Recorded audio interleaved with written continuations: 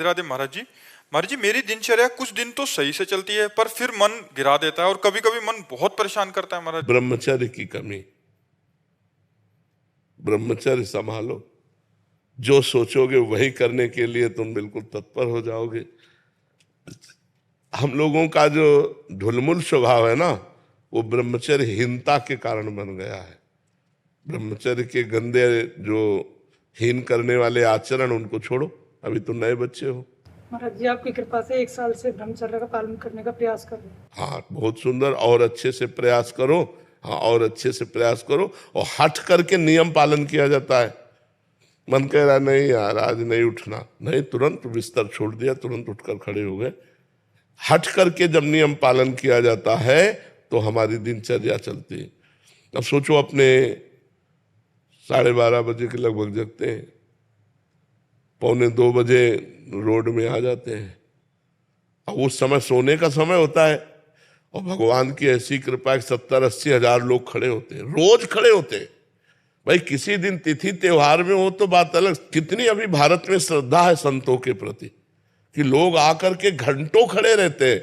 अब हम तो निकलते हैं, मान लो 1:45 बजे वहां से लिफ्ट से तो निकले, तो घंटों पहले से खड़े, और खड़े खड़े केवल इतना, हम ऐसे गए ऐसे निकलते हुए जा रहे हैं, बस इतना देख लिया। कितनी भारी श्रद्धा है। हम तो प्रणाम करते हैं उन लोगों को, लड़का बच्चा बूढ़े माई दाई सब, और कृष्णा शरणम से लेकर राधा केलकुंज के दरवाजे तक पूरी लाइनें लगी रहती है। तो यदि हम नियम निष्ठा के लिए कड़ा स्वभाव बनाएं तो हम पार कर सकते हैं, नहीं तो मन ढुलमुल तो है ही। फिर वो 4 दिन भजन करेगा, इसके बाद 2 दिन मनोरंजन करेगा, फिर भजन करेगा, फिर वो मनोरंजन वाला रोक दो उसको, और भजन वाला चला दो, तो आगे चल करके बहुत अच्छे बच्चा बन जाओगे। ठीक है, खान पान पवित्र रखो। मोबाइल रखते हो, गंदी बात मत देखना, वो टच वाला मोबाइल है, हाँ गंदी बात मत। गेम मत खेलना, गंदी बातें मत देखना, गंदे बच्चों का संग मत करना, तो बढ़िया आगे बढ़ जाओगे। नहीं तो मोबाइल में गंदी बातें देखोगे, गंदे बच्चों का संग करोगे, तो सब बेकार की बातें हो जाएंगी। ठीक है। राज जी ग्वालियर से। श्री हरिवंश। महाराज जी, श्री हरिवंश। महाराज जी, सत्संग सुनने का आधार श्रवण, चिंतन और मनन है। महाराज जी, श्रवण और चिंतन निरंतर हो रहा है, परंतु मनन पर पूर्ण रूप से श्रवण निरंतर नहीं होता, चिंतन और मनन निरंतर होता है। श्रवण तो कुछ समय के लिए होता है ना। श्रवण निरंतर नहीं होता, श्रवण कुछ समय होता है, और उसका चिंतन और मनन ये निरंतर होता है। और उसका भी निरंतर चिंतन मनन नहीं होता, क्योंकि श्रवण जितना किया उसका कुछ क्षण तो चिंतन होगा, फिर विषय चिंतन होने लगेगा। इसलिए हमको नाम लाना चाहिए बीच में, नाम का निरंतर सुमिरन होना चाहिए। जो भगवान का नाम है वो निरंतर पकड़े रहे, और जब श्रवण कर रहे तो श्रवण पर चित्तवृत्ति लगा दी, फिर उसी का मनन कर रहे। मनन और चिंतन एक ही बात है, मनन और चिंतन एक ही बात है, इसमें कोई अंतर नहीं है। क्योंकि वही मन जब संकल्प विकल्प करता है तो मनन करता बन जाता है, और वही जब एक तार चिंतन करता है तो चित्त बनकर चिंतन कर देता है। एक ही अंतःकरण है, जिसे 4 भागों में वृत्ति के कारण विभाजित किया गया। संकल्प विकल्प के कारण मन कहा गया, निश्चय करने के कारण बुद्धि कहा गया, चिंतन करने के कारण चित्त कहा गया, और क्रिया को स्वीकार करने के कारण अहंकार कहा गया। तो एक ही मन 4 भागों में हो गया, मन बुद्धि चित्त अहंकार, ये अंतःकरण एक ही है। तो जो बुद्धि वृत्ति है वो जब निश्चय कर लेती है परमात्मा सत्य है और उसकी प्राप्ति ही परम लक्ष्य है, तब हमारा चिंतन शुरू हो जाता है। और चिंतन वो जो एक तार हो, अभी चिंतन एक तार नहीं होता, वो विक्षेप पड़ता है। तो विक्षेप जो पड़ता है वो विषय के कारण पड़ता है। जो विषय सुख की हमारे अंदर लालसा है भोगने की, उधर हमारी चित्त वृत्ति चली जाती है। यदि हमको गुरु कृपा से ज्ञान हो जाए कि जिन विषयों को हम भोगना चाहते हैं उन विषयों को कोई भोग रहा है, फिर भी अशांत है, अतृप्त है, उसके अंदर सुखानुभूति नहीं, तो हमको गलत मार्ग में अपनी वृत्ति नहीं देनी चाहिए। तो हर वृत्ति को भगवान के नाम में लगाना चाहिए। नाम ऐसा है जो निरंतर हमारा साथी बन सकता है। नाम जपते जपते जैसे ही बुद्धि पवित्र होती है तो उसमें ज्ञान के नेत्र खुल जाते हैं। अपने आप असत वस्तु, जैसे नकली नोट उठाने की इच्छा नहीं होगी। अपने को पता है नकली नोट पड़े हैं, उठाने की इच्छा नहीं होगी। ऐसे ये संसार के हर सुख नकली है, माया के द्वारा रचित है, स्वाप्निक है। स्वाप्निक माने नकली ही। उमा कहूं मैं अनुभव अपना, सत हरिभजन जगत सब सपना। ये स्वाप्निक है संसार के सुख। तो जब ये ज्ञान हो जाएगा, प्रवचन कर लेना, सुन लेना, ये अलग बात है, इसका अनुभव होना, तब हमारा मन इनसे हट करके एक तार भगवान की तरफ जाने लगेगा। तो हमको हट करके नाम जप में निरंतरता बनानी है। बिना हट के मन नहीं मानता। हमें सुख मिले ना मिले, हमें लाभ मिले ना मिले, हमें शांति मिले ना मिले, हमको हट करके नाम जप करना है। जब ऐसा कोई हठी नाम जप करता है तो नाम जप का फिर अभ्यास बन जाता है। और जब नाम जप चलता है तो फिर आनंद की धारा खुलती, जो चाहे वो प्राप्त कर सकता है। ऐसा नाम रूपी धन है। बिना नाम धन के कोई भी आध्यात्मिक उन्नति नहीं हो सकती, चाहे किसी भी मार्ग का पथिक हो, उसको नाम जप करना ही पड़ेगा। समझ रहे हैं आप? महाराज जी, मेरा ये प्रश्न ये भी था कि जैसे हम लोग संसार में रहते हैं और आपके सानिध्य से ये पता पड़ा साध्य हमारा भगवत प्राप्ति है, तो साधन पे हम कैसे अड़िग रहे? कई बार क्या होता है, उतार चढ़ाव का समय भी ऐसा आता है, विफलताएं भी आती है, उतार चढ़ाव आता है, तो उस वक्त ऐसे अड़िग रहे? क्योंकि शास्त्र भी ये प्रमाणित करता है, अथा तो ब्रह्म जिज्ञासा। तो उस संदर्भ में नहीं, अथातु ब्रह्म जिज्ञासा का मतलब अब मैं ब्रह्म जिज्ञासा करता हूँ, जानना चाहता हूँ उस ब्रह्म को। तो ब्रह्म को जानने के लिए ब्रह्म है सम और संसार है विषम। तो जब संसार को लक्ष्य बनाओगे तो हानि लाभ जय पराजय सुख दुख मान अपमान निंदा स्तुति ये मिलेगी। तो आप दुखी होंगे, सुखी होंगे, हर्षित होंगे, शोकित होंगे। मान मिला हर्षित हो गए, अपमान मिला शोकित हो गए, जय हुई सुखी हो गए, पराजय हुई दुखी हो गए। और यदि आप ब्रह्म की वृत्ति धारण किए तो ब्रह्म है सम। आप सुख में भी सम और दुख में भी सम, क्योंकि आपको दोनों को पता है, दोनों ये नाशवान है।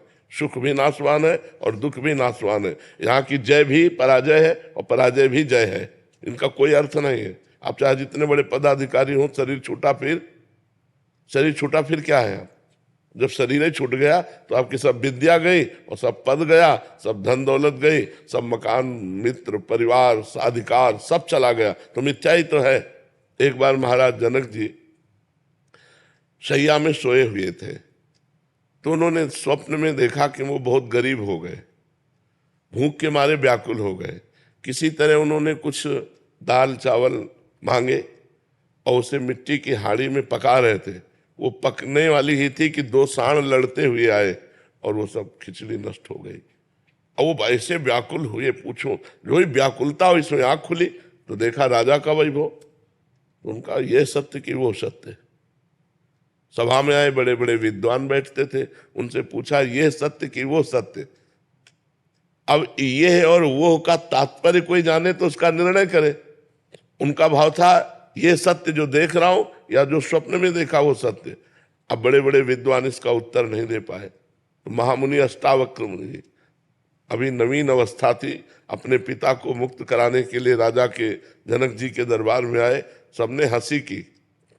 तो पहले ही उन्होंने कहा कि हमने तो सुना था जनक का दरबार ज्ञानियों का दरबार है, यहाँ तो हमको सब चमड़े की पहचान और मांस की पहचान करने वाले दिखाई दे रहे हैं। तो उन्होंने कहा कि ऐसा आप कैसे कह सकते हैं?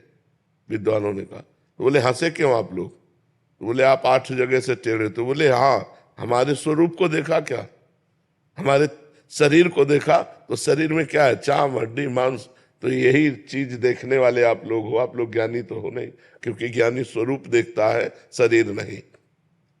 अब सबके होश उड़ गए कि बालक कोई साधारण नहीं।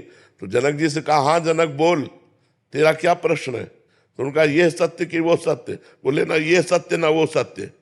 जब तू जागृत में था अपने को राजा देख रहा था, थोड़ी देर में स्वप्न में गया तो भिखारी देखा, सब कुछ दुखमय लगा। लेकिन जब जगा तो फिर राजा देखा। तो जो कुछ ही क्षण में असत हो जाता है वो सत्य कैसे हो सकता है? तो ये सत्य न हो सकता। अष्टावक्र गीता का उपदेश करके जनक जी को परम बोध प्रदान किया महामुनि अष्टावक्र जी ने। तो ये जब हमारे ज्ञान में आ जाता है कि न जय सत्य न पराजय सत्य, न मान सत्य न अपमान सत्य। तो ब्रह्म की जिज्ञासा रखने वाला सम को प्राप्त होता है, समता। उस समता को प्राप्त होकर के वो समदर्शी महात्मा, चाहे गृहस्थ हो चाहे विरक्त हो, वो महात्मा ही है। वो समदर्शी महात्मा सुख दुख के ऊपर विचरता है ब्रह्म में, ना कि मायाकृत द्वंद्वों में। वो द्वंद्वातीत अवस्था को प्राप्त हो जाता है। अब इसके प्राप्त करने के लिए हम गृहस्थ हैं, हमारे द्वारा सारे कर्म हो रहे हैं, परिवार का पोषण करना, अर्थ की प्राप्ति के लिए प्रयत्न करना, लेकिन ये सब माया का नाटक है, ये जानते हुए ये सत्य नहीं है। जैसे एक नाटक में थोड़ी देर के लिए तुम राजा बना दिए जाओ, या थोड़ी देर के लिए तुम कोई कुछ भी रोल दिया जाए, तो आपको पता है ये रोल मैं कर रहा हूं, मैं सत्य में राजा नहीं हूं। ऐसे ही आपको पता है मैं आत्मस्वरूप ब्रह्मस्वरूप हूं, मेरा ये कर्तव्य नहीं है। ये जो कर्तव्य हो रहा है मायाकृत है, 3 गुणों के अंतर्गत है, इसलिए वो कर्तव्य करता हुआ भी ज्ञानी अकर्ता रहता है। वो सुख दुख के बीच में रहता हुआ भी वो सुख दुख का भोगता नहीं रहता। पर ये बात केवल प्रवचन से समझ में नहीं आएगी, साधना करनी पड़ेगी। लोक परलोक के समस्त भोगों से वैराग्य, सत असत का विवेक, इंद्रियों का दमन, मन का दमन, तितिक्षा, सहनशील, श्रद्धा, शास्त्र और गुरु के वचनों पर दृढ़ विश्वास, मुमुक्षुता, मैं मुक्त होना चाहता हूं, तब ये ज्ञान टिकता है। जब कठोर नियमों के द्वारा निरंतर ब्रह्माकार वृत्ति संसार के समस्त कार्य करते हुए, अब आप सोचो अपने लोग तो इतना कार्य नहीं जितना राजा जनक जी को कार्य, राजा को कार्य होता है ना। कोई सोचे कि ज्ञानी महापुरुष क्रिया रहित है बाहर से, तो ऐसा नहीं, वो क्रियापरायण होते हुए भी कर्ता भाव रहित है। कोई सोचे भक्ति कैसे हो सकती गृहस्थी में। अम्बरीश जी चक्रवर्ती सम्राट महाभागवत, राजा जनक जी परम ज्ञानी, दोनों, एक महाभक्ति में और एक ज्ञानी में, दोनों चक्रवर्ती सम्राट राजा होते हुए भी अपने कार्य को कर रहे हैं। इसका मतलब है क्रियाएं गुणानुगुण वर्तनते मनुष्या पार्थ सर्वसा। क्रियाएं मायाकृत हैं और मैं उसका दृष्टा हूं, मैं करता नहीं हूं। तो कर्ता और भोक्ता भाव रहित महापुरुष ही ज्ञानी होता है, चाहे वो गृहस्थ में हो चाहे वो विरक्त में हो। ये भगवत मार्ग है। इसके लिए जरूरी नहीं कि कपड़ा बदला जाए, इसके लिए जरूरी उद्देश्य बदला जाए, हमारे विचार बदल जाए, हमारा चिंतन बदल जाए। समझ रहे हैं आप? मानसी जी महाराष्ट्र से। राधे राधे। श्री राधे महाराज जी, आपके चरणों में कोटि कोटि प्रणाम। महाराज जी, मेरा प्रश्न है कि जो महापुरुष मुक्ति स्वीकार नहीं करते, उनका कार्य मृत्यु पर्यंत किस प्रकार चलता है? महाराज जी, इनका शायद ऐसा भाव है कि जो गुरुजन होते हैं, मतलब अपना शरीर जब त्याग करते हैं तो उसके बाद वो कैसे, मतलब देखो, मोक्ष भक्तजन ही स्वीकार नहीं करते, सिर्फ भक्तजन। नहीं, स्वीकृति की बात नहीं है, तुम्हारा अधिकार होगा तो मोक्ष हो जाएगा, पर मोक्ष भक्तजन स्वीकार नहीं करते। क्यों? उनकी भगवान में आसक्ति होती है। जिसकी कहीं भी आसक्ति नहीं होती, भगवान में भी आसक्ति नहीं होती, उनका मोक्ष होता है। भक्तों की भगवान में आसक्ति होती है। जैसे भरत जी की राम जी के चरणों में आसक्ति है, तो तीर्थराज प्रयाग से कह रहे 4 पदार्थ भरा भंडारू, अर्थ धर्म काम मोक्ष, ये चारों पदार्थ आपके भंडार में भरे, आप राजा हैं, तीर्थ राजा हैं, और मैं आपसे मांग रहा हूं। क्या मांग रहा हूं? अर्थ न धर्म न काम रुचि, गति न चहो निर्वाण, जन्म जन्म रति राम पद, यह वरदान नान। सीता राम चरण रति मोरे, अनुदिन बढ़े अनुग्रह तोरे। हे तीर्थराज प्रयाग, मुझे न अर्थ चाहिए, न धर्म चाहिए, न काम चाहिए, न मोक्ष चाहिए। मेरा बार बार जन्म हो, लेकिन रघुनाथ जी के चरणों में प्रेम हो, सीताराम के चरणों में प्रेम हो। तो जो भगवान का प्रेमी भक्त होता है वो मोक्ष त्यागी होता है। सालोक के सारिष्ट, सामीप्य, सायुज्य, एकत्व, 5 प्रकार के मोक्षों का त्याग करके वो यही चाहता है कि भगवान के चरणों में प्रीति हो, भले नरक जाना पड़े। श्रीमद् राधा सुधानिधि में लिखा है, यत्र यत्र मम जन्म कर्म भीर नारके परमे पदे अथवा राधिका रत निकुंज मंडली तत्र तत्र हृदय में विराजताम। मेरा जहां जहां कर्म के अनुसार जाना हो, चाहे नरक जाना हो चाहे परम पद जाना हो, पर हे लाडली, जो आप अपनी सहचरियों के साथ, लालजू के साथ हमारे हृदय में स्फुरित होती रहे, बस इतनी जरूरत है। राधिका रथ निकुंज मंडली तत्र तत्र हृदय में विराजताम, चाहे यत्र यत्र मम जन्म कर्म भी नारके परमे पदे थवा। यही जोनि जन्मो कर्म बस, तह राम पद अनुराग हो। भक्त का ये लक्ष्य होता है, इसलिए उसको मोक्ष नहीं प्राप्त होता। और मोक्ष सुख का जो ज्ञानी महापुरुष है वो भी भगवान के प्रेम सुख के लिए ललचाता है। देखो सनक सनंदन सनातन सनत कुमार ज्ञानी महापुरुष है ना, भगवान के दर्शन करने जय विजय ने जब रोक दिया तो साप दिया कि नहीं, कितनी बड़ी उनके अंदर लालसा है भगवान के दर्शन की, कि ऐसे थोड़ा रोक दिया तो असहनीय हो गया और उन्होंने साप दे दिया, जाओ 3 जन्म के लिए तुम राक्षस भाव को दैत्य भाव को प्राप्त हो। तो भगवान का रूप ऐसा है, जब जनक जी ने परम ज्ञानी है ना और भगवान राम जी को देखा तो देखते ही उनका ब्रह्मानंद में लगा हुआ मन राम रूप में आसक्त हो गया। तो विश्वामित्र जी से कह रहे हैं, इन्हीं विलोकत अति अनुरागा बरबस ब्रह्म सुख ही मन त्यागा। इनको देखते ही मेरे मन में अनुराग आ गया और बलात् मेरा मन हटकर ब्रह्म सुख से राम रूप सुख का अवलोकन करने में लग गया। जबकि सहज विराग रूप मन मोरा, मेरा मन सहज बैरागी, जैसे अपने लोगों का मन सहज विषयी है, ऐसे जनक जी कह रहे सहज विराग रूप मन मोरा, मेरा मन सहज वैरागी और ऐसे चितह रहा जैसे चकोर चंद्रमा को देखता है। तो क्या ये वही पर ब्रह्म है? तो विश्वामित्र जी इशारे से कहते हैं आपने ठीक जाना। तो राम जी मुस्कुरा देते हैं कि हमारा रहस्य मत खोलिए। तो बोले ये हमारी यज्ञ रक्षा के लिए चक्रवर्ती सम्राट अवधपति महाराज दशरथ के पुत्र ये राम है, ये लक्ष्मण है। तो ब्रह्म सुख से भी सर्वश्रेष्ठ सुख भगवान का प्रेम सुख है। इसीलिए प्रेमी जनों ने मोक्ष का परित्याग किया।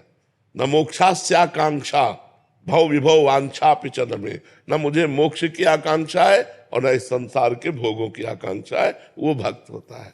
महाराज जी इसमें एक प्रश्न था, मतलब इस साधक की तरह से पूछ रहा हूँ महाराज जी। महाराज जी जैसे गुरुजन जब शरीर से चले जाते हैं महाराज जी, जैसे हरिवंश महाप्रभु जी हैं महाराज जी, हम उनसे प्रार्थना कर रहे हैं तो वो उसी रूप में हमें, और अगर हम इस दृष्टिकोण से देखें तो महाराज जी वो तो पूरा उनमें मिल गए हैं और वहां चले गए हैं, तो अनुभव कौन कराता है? भगवान।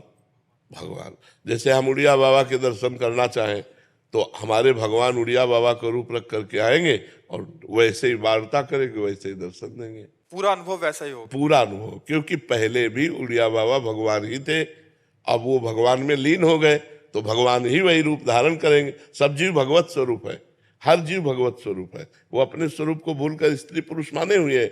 तो जब हम किसी भी रूप की आकांक्षा करते, किसी भी रूप की आकांक्षा करें, जाकी रही भावना जैसी प्रभु मूर्ति देखी तिन तैसी, हम जैसी भावना करेंगे भगवान वही रूप रख कर हमें साक्षात्कार करा देंगे। तो ऐसा है कि महात्मा अगर उन्होंने देह भी छोड़ दिया तो भी उनका कार्य वैसे ही जैसे पहले देहधारी थे, जो कार्य वो करते थे वही चालू रहता है क्या बाद? हाँ, भगवान के निज धाम में जाकर के उनको सेवा मिलती है।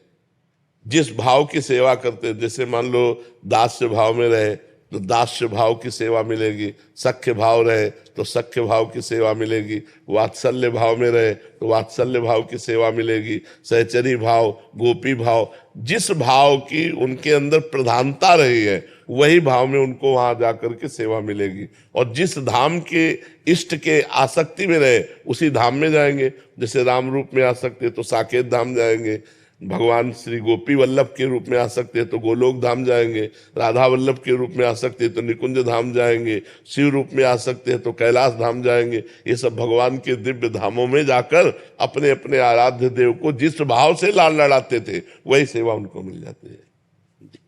पर वो शरीर चिदानंदमय होता है, वो मरने जीने वाला, खाने पीने वाला, सोने जागने वाला, घटने बढ़ने वाला नहीं होता। अपरिवर्तनशील जैसे सच्चिदानंद भगवान का दे, ऐसे वो भाव दे में सच्चिदानंद दे से सच्चिदानंद भगवान की सच्चिदानंद में भावों के द्वारा सेवा करते रहते हैं। करण जी बठिंडा पंजाब से। राधे राधे। राधे राधे महाराज जी। महाराज जी जीवन का रहस्य क्या है? भगवत प्राप्ति। भगवत प्राप्ति का स्वरूप है हमारा स्त्री पुरुष भाव मिट जाए, देह भाव मिट जाए और हम जो हैं वो अनुभव हो जाए। आप कै साल के होंगे? 43 43 साल में 3 सेकंड भी अपने से मिले हो कभी? ईमानदारी से बताओ। यही भूल मिटानी है, यही जीवन का रहस्य है कि 43 साल से इस शरीर में रह रहे हो और 3 सेकंड के लिए भी कभी अपने से बात नहीं की, अपने से नहीं मिले, अपने स्वरूप की तरफ नहीं झांका। यही भूल मिटाने के लिए मनुष्य शरीर मिला है। तुम देह नहीं हो, तुम देहधारी नहीं हो, तुम अव्यक्त चैतन्य घन परमात्मा स्वरूप हो। लेकिन क्या है, तुम्हें बोध है? नहीं बोध है, नहीं जानकारी। इसी जानकारी के लिए हमें मानव देह मिला है, इसी रहस्य के समझने के। या रहस्य रघुनाथ कर बेग न जाने कोई, और जो जाने रघुपति कृपा तो सपने मोह न हो। तो गुरु चरणों का आश्रय लेकर उनके द्वारा बताई हुई साधना जब की जाती है तो ये भ्रम मिट जाता है और जीव परमानंदमय हो जाता है। हमारा स्वरूप ही है भगवान, भगवत स्वरूप जीव है। जो जीव है अयम आत्मा अहम ब्रह्मास्मि, असलियत में। पर हम लोग नकली में फंस गए, अपने स्वरूप को भूलकर स्वाप्निक देह, स्वाप्निक प्रपंच, स्वाप्निक माया सुख, स्वाप्निक उन्नति अवनति, इसी में पूरा जीवन लग गया। फिर जब मर गए सब फिर छूटा, फिर नई योनि प्राप्त हुई। तो मनुष्य योनि मिली है अपने स्वरूप का बोध प्राप्त करने के लिए, भगवत तत्व का ज्ञान प्राप्त करने के लिए, भगवत प्रेम प्राप्त करने के लिए। इसके लिए लग जाओ तो जीवन सार्थक हो जाए। साधन धाम मोक्ष कर द्वारा, पाए न जे परलोक संहारा, सो परत्र दुख पावई, सिर धुनि धुनि पछताए, काल ही कर्म ही ईश्वर ही मिथ्या दोष लगाए। ये मनुष्य शरीर मिला साधना करने के लिए। अब कलिकाल में देखो कैसी बुद्धि भ्रष्ट होती जा रही है कि नए नए बच्चे ब्रह्मचर्य का ज्ञान ही नहीं है। बॉयफ्रेंड गर्लफ्रेंड, गंदी बातें, बेविचार, इसमें फंस रहे हैं। जहां पवित्र आहार, पवित्र विचार, पवित्र चिंतन, वहां अपवित्र आहार, अपवित्र विचार, अपवित्र क्रियाएं नहीं हो रही। अब कैसे हो जानेंगे हमारे मनुष्य शरीर का क्या रहस्य है? वो डिप्रेशन में पहुंचेंगे, आत्महत्या की सोचेंगे, नाना प्रकार के कुमार्गगामी प्रवृत्तियों में फंसकर अपना सर्वनाश करेंगे। मनुष्य जीवन का रहस्य है शास्त्रवेत्ता ब्रह्म ऋषियों की शरणागति। जो शास्त्र के पारगामी विद्वान हो और ब्रह्म तत्व का बोध हो, ऐसे संतों का संग, तो हमारे जीवन का रहस्य प्रकाशित हो जाए। क्योंकि वो हमको बताएंगे ना हमारा मार्ग क्या है, हम कैसे चलें, हम कैसे अनुभव करें। हम उन संत की शरण में पूर्ण रूप से अपने आप को दे दें तो बात बन जाए। और पहले हमारी भारतीय परंपरा भी यही थी कि बाल्यावस्था से यौवन अवस्था के प्रवेश तक गुरुकुल में वास होता था। तो गुरुजी जो वहाँ के व्यास होते थे, वहाँ के अधिपति होते थे, वो उनकी जीवनचर्या सिखाते थे। तो सबको ब्रह्मचर्य से रहना पड़ता था, सबको शास्त्र सम्मत आचरण करना पड़ता था। तो सब गृहस्थ में जाते हुए भी, गृहस्थ में रहते हुए भी सब ज्ञानी महात्मा होते थे। लड़का बच्चा घर परिवार होते हुए भी वो विरक्त होते थे, अंदर से अनासक्त होते थे। तो मनुष्य जीवन का यही रहस्य है कि हम अपने स्वरूप को जान जाएं। कन्हैयालाल मिश्र जी बिहार से। राधे राधे। राधे राधे महाराज जी, आपके चरणों में कोटि कोटि प्रणाम। महाराज जी, क्या गुरु प्रदत्त मंत्र और नाम जप एक हो सकता है? यदि दोनों एक ही हों तो जप की क्या विधि है? मुझे भी गुरु प्रदत्त मंत्र और नाम जपने के लिए एक ही मिला है, जिसे मैं वर्षों से जपते आ रहा हूँ। शंका करने मतलब गुरु प्रदत्त मंत्र नाम नहीं मिला इनको, या ऐसा हो सकता है या नाम और मंत्र एक ही है? नाम और मंत्र महाराज जी दोनों एक ही है। मतलब एक ही चीज आपको मिली हुई है। तो जैसे अगर वो नाम है, मंत्र नहीं लगा, ओम नहीं लगा, नमः नहीं लगा, ओम लगा हुआ, तो फिर आप इसको हर समय नहीं जप सकते। आप शौच अवस्था में नहीं जप सकते। जब आप शौचालय गए हैं और आपके वस्त्र पवित्र है, शरीर अपवित्र है, तो आप नहीं जप सकते। तो उस समय खाली है, उस समय मृत्यु हो जाए तो, इसलिए हम दोनों रखते हैं, नाम और मंत्र।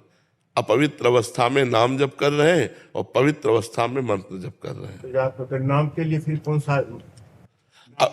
अब गुरुदेव से पूछना पड़ेगा ना। गुरुदेव ने जो मंत्र दिया उसी के अनुसार नाम दिया जाता है। जैसे हम पंचाक्षरी मंत्र जब जपते थे तो शाम्ब सदाशिव नाम रखते थे। तो शौचालय जा रहे हैं तो शाम्ब सदाशिव, और जब स्नान आदि करके पवित्र हो गए तो मंत्र जपते थे। अपवित्र दशा में मंत्र नहीं जपा जा सकता, तो निरंतरता फिर कैसे बनेगी? जैसे हरिओम करके मैंने दोनों प्रणव कभी अपवित्र दशा में नहीं जपा जा सकता। हरि तो जप सकते हो, ओम नहीं लगा सकते। अगर ओम जपते हो आप तो पवित्र अवस्था में, शुद्ध अवस्था में जपा जा सकता है। ये वेदों में जो उद्गीत नाम से जिस महामहिमा में प्रणव की बात है, वो पवित्र अवस्था में, और वो अधिकारानुसार, आप अधिकारी हैं कि नहीं है गुरुदेव जानते हैं। शास्त्र के अनुसार अधिकार प्रणव सबका जपने का अधिकार थोड़ी है, प्रणव का शास्त्रानुसार अधिकार है, लेकिन नाम सबको ही जप सकता है, सब अवस्था में जप सकता है। तो इसलिए गुरुदेव से प्रार्थना करके नाम भी लेना चाहिए। ओम हटा करके फिर जप सकते हैं। ये गुरुदेव प्रणाली बताएंगे, अपने मन से करना ठीक नहीं रहता, नहीं ना। फिर नाम कौन सा जप करें? आप भगवान शंकर का मंत्र जपते हैं? विष्णु भगवान का। भगवान विष्णु का। अब असली बात हमको ये पता हो कि आप बताना नहीं, गुरु के सिवा नहीं बताया जाता, सभा में नहीं बताया जाता, तो आप हरीश शरणम जप लीजिए। हरीश शरणम, हरीश शरणम, हरीश शरणम। तो जब आप अपवित्र दशा में हो तब आप हरीश शरणम, हरीश शरणम, जब पवित्र दशा में हो तो फिर मंत्र जप लीजिए। जी। किरण यादव जी। राधे राधे महाराज जी। महाराज जी, क्या अपने कर्तव्यों का, अच्छे कर्मों का पालन करना, किसी के प्रति ईर्ष्या द्वेष की भावना ना रखना, इससे हम भगवत प्राप्ति को प्राप्त कर लेंगे? नहीं, नाम जब साथ में जरूरी है। किसका है? नाम जब साथ में जरूरी है। जैसे शून्य शून्य शून्य शून्य, तो क्या महत्व हुआ? और 1 शून्य 10, फिर 1 शून्य 100, एक अंक लग गया, अब शून्य बढ़ाओ तो 10 गुना उसका महत्व बढ़ता चला जाएगा। ऐसे ही जितने भी कर्म है वो सब शून्य है, और भगवान का नाम अंक है। अगर भगवान का नाम अंक, राम राम, राधा राधा, कृष्ण कृष्ण, हरि हरि जप रहे हो और आप कुछ भी कर्म कर रहे हो, वो 10 गुना फल देने वाला बन जाएगा। अगर भगवान का नाम नहीं है तो फिर संसार समुद्र से पार नहीं हुआ जा सकता। बहुत विचित्र कर्म करने वाले हुए हैं, लेकिन उनका फल मिला है। तपस्या की तो उनका फल मिला है, लेकिन संसार से पार होने के लिए कलयुग केवल नाम आधारा, सुमिर सुमिर नर उतर ही पारा। इस संसार समुद्र से पार होने के लिए भगवान का नाम जप करना अनिवार्य है, आवश्यक है, अत्यंत आवश्यक है। टीना जी जयपुर से। राधे राधे। राधे राधे महाराज जी। महाराज जी, क्या आप मुझे अपने जीवन के अनुभव से कुछ सीख दे सकते हैं? अपनी असफलता को कैसे स्वीकार करके हम सफलता के मार्ग पर आगे बढ़ें? अपने जीवन की सीख रात दिन यही तो कर रहे हैं, अपने जीवन की सीख ही तो दे रहे हैं सबको। जितना प्रवचन है, जितना एकांतिक है, जितना आपसे मिलना जुलना है, वो अपने जीवन की ही सीख देने के लिए तो मिल रहे हैं, अपने जीवन की अनुभव वाली बातें ही बताने के लिए दे रहे हैं।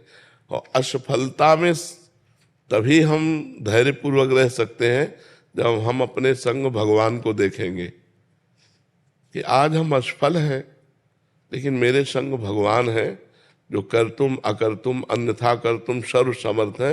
तो असफलता में भी मुस्कुरा करके आगे निकल सकते हैं।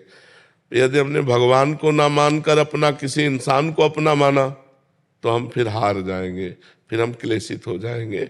अगर भारी से भारी असफलता है, देखो भक्तों के चरित्र पढ़ के देखो, भारी से भारी विपत्ति है, असफलता है, लेकिन वो भगवान को अपना माने हुए हैं।